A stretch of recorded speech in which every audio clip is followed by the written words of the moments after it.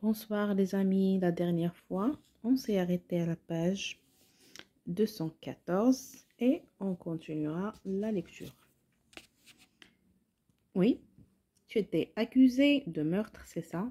Enchaîna H.O.M. qui ne demandait manifestement pas mieux que de changer de sujet. Qui était, tu pensais avoir tué. Des tas de gens, des hommes et des femmes, ça recommence H.O.M. comme à Key West à Madrid depuis quelques semaines, en lieu de meurtre dont les victimes sont arrangées, si je puis dire, comme des personnages de certaines peintures, certaines photographies ou certains collages surréalistes. Aujourd'hui, le tueur mélange les œuvres, mais le principe est le même. H.O.M. s'était tourné sur la banquette pour le regarder, il avait l'air éthéré. Nom de Dieu, je n'arrive pas à comprendre ce truc. Ce n'est pas tout. Le tueur semble avoir acquis une sorte de conscience sociale ou une certaine sensibilité politique, disons, les victimes sont mises en scène d'une façon qui va dans le sens de la propagande antifasciste. Au moins, il a choisi le bon camp, observa H.O.M. d'un ton ironique. Il baissa les yeux, sans cœur, avant d'ajouter. Tu sais, je me rappelle un truc dont on m'a parlé il y a quelque temps.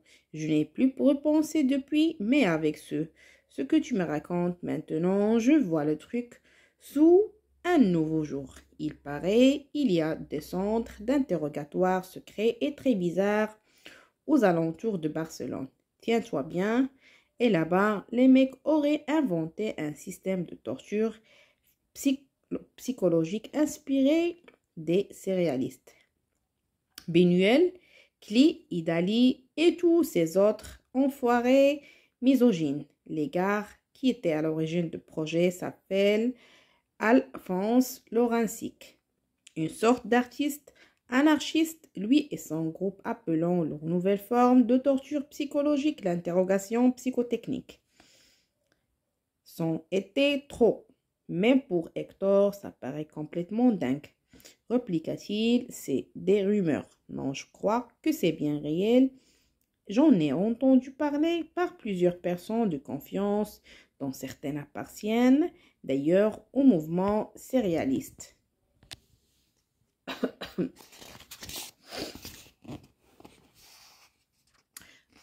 Comme Bishop Blair, tu vois, les céréalistes sont venus ici pour mettre leur talent au service de la République en concevant les affiches de ce genre de choses, mais certains d'entre eux ont été embarqués dans ce projet. Que font-ils dans ces centres d'interrogatoire secrets? D'après ce que j'ai compris, les pièces dans lesquelles sont enfermés les prisonniers, les cellules, disons, semblant tout droit sorties de la tête d'un escher. Les lits sont inclinés à 20 degrés, de telle sorte que tu ne peux pas y dormir. Les bancs sont de même acabit et assieds-toi et tu te retrouves le cul par terre. En plus, les cellules sont minuscules. Évidemment, et leur sol couvert de blocs saillants de diverses formes géométriques, ce qui empêche les prisonniers de se déplacer, de marcher ou de faire le moindre exercice physique, et aussi de dormir par terre. Les murs sont incurvés ou couverts de motifs bizarres, des formes géométriques, des lignes et des spirales, des illusions d'optique de toutes sortes. Tout est en perspective forcée de les proportions de tous les éléments sont anomales, les lumières vacillent, s'allumant et s'éteignent en permanence toute la journée et toute la nuit. Il paraît que les prisonnières perdent la tête au moins de 3 jours. On se demande à quoi sert la Convention de Genève, marmonna Hector. En temps de guerre, l'assaut, les conventions, ça ne veut plus rien dire. En temps de guerre, l'assaut, les conventions, ça ne veut plus rien dire. Tu le sais aussi bien que moi quand tu es en guerre. Il n'y a qu'une seule chose à faire, vaincre ton enfoiré d'ennemi de toutes les façons possibles, le reste, toutes les belles paroles. Ce n'est pas que du bon pour la conscience. C'est gros à avaler, tout de même ces chambres de torture surréalistes, je veux dire, et ces meurtres qui limitent les œuvres d'art. Ce n'est pas gros à avaler, toucher. À jouer en France, tout à coup les sourcils et leva les yeux. Tu entends ça? Quoi? H.O.M. tapa sur les épaules du chauffeur. Stop, tout de suite. Ernest agrippa Hector par le bras tandis que la voiture pilait en dérapant. Il le tira sans ménagement par la portière, le fit tomber à plat ventre sur le trottoir et se laissa tomber sur lui. Hector faillit s'évanouir en sentant que le poids de son massif ami sur son rein blessé. Il aurait bien aimé sortir une blague au mot sur Richard, Ali Burton ou Sidney Franklin, mais la douleur était trop intense. Il essayait de tourner la tête pour voir la rue lorsque le gémissement aigu de l'obus qui venait dans leur direction lui envahit les oreilles. L'instant d'après, le sol trembla à une vague de chaleur souleva la voiture juste à côté d'eux. La voiture se redressa sur deux roues, persuadée qu'il allait leur basculer dessus et les écraser. Hector ferma les yeux par miracle. Il redescendit du bon côté pour tomber lourdement sur ses quatre roues. H.O.M. se redressa. Hector l'imita, frictionnant son rein écrabouillé.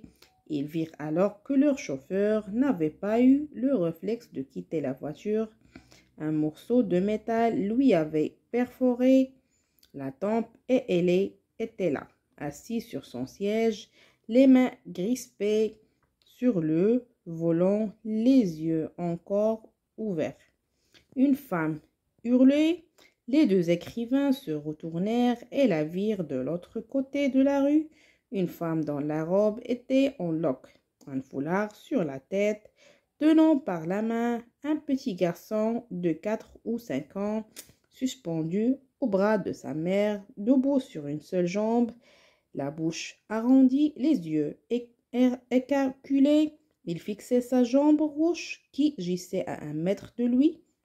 L'explosion avait arraché le membre juste au-dessus du genou. Le sang jaillissait furieusement de la cuisse sectionnée.